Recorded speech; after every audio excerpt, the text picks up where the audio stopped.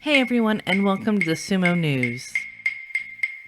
First up today is some good news from Agaki Oyakata, as the Hakuho Cup has been rescheduled for April 3rd, with 600 participants set to compete, although some sacrifices have been made, such as those already in Japan are the only ones able to compete. So this time, it'll be mostly Japanese kids and a few Mongolian. We'll be covering the event here on the Sumo News, so you can take note of who will no doubt be the new faces of sumo in a decade. One of the most successful children to compete in the Hakuho Cup is none other than Onosho. 1 minute he was handed a trophy and given a pat on the back from possibly the greatest yokozuna who ever lived, and then fast forward 10 years and he defeated Hakuho on the dohyo in Ozumo. So keep your eyes peeled and your ears wide open.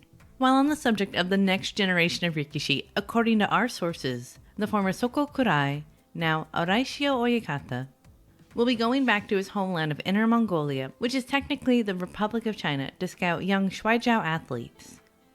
Shuai Jiao is traditional Chinese wrestling, and there's a link to more information on this form of grappling in the description box.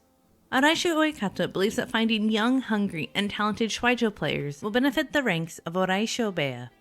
In some heartwarming news before our top story is about Shishi, who was welcomed onto the dohyo before his first bout with a massive round of applause from the fans to show support and solidarity to the only Ukrainian Rikishi as his country goes through this horrific time in its history. At the end of day 4, Shishi was at 2-0, and we hope that this basho brings him good fortune. Before our final story, why not like and subscribe to stay up to date with all the latest from World of Sumo? You may have noticed that all of our podcast episodes of Inside the Dohyo are gone from this channel, but don't worry, they're not gone. They've just had so many views and such a great response that they now have their own channel exclusively for them, and they've been re-uploaded there. There's a link in the description, and if you want to subscribe there to stay up to date with that, we certainly wouldn't discourage you. And finally, we move over to a story about Ishiura's injury and Mainoumi's harshness. Ishiura is out of Harubasho from day 4. He hurt a nerve in his neck quite significantly at the Tachiai against young Kotonowaka. He has a doctor's recommendation for 2 weeks rest, which means he's likely to sit out the rest of Harubasho. Ishiura said, "I didn't know where I was hurt. It was like electricity ran through the whole left side of my body. I went to the hospital yesterday, which was day 3 of the basho. I'm not in pain, but the numbness remains."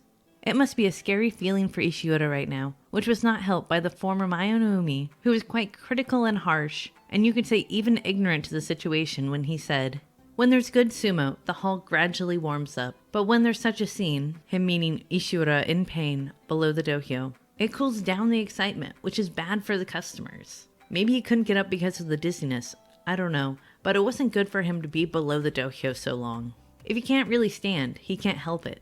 But because it's his neck, he can stand. After the heartbreak of Hibikiru's passing, the NSK instituted first aid classes, safety protocol, and education amongst other things to better ensure the safety of the Rikishi. We here at World of Sumo have to agree with the people's opinion that his ignorant comments are a prime example of the fear fans have with people with very limited knowledge being at the forefront of the sport and commenting on such things. We wish Ishiura a speedy recovery.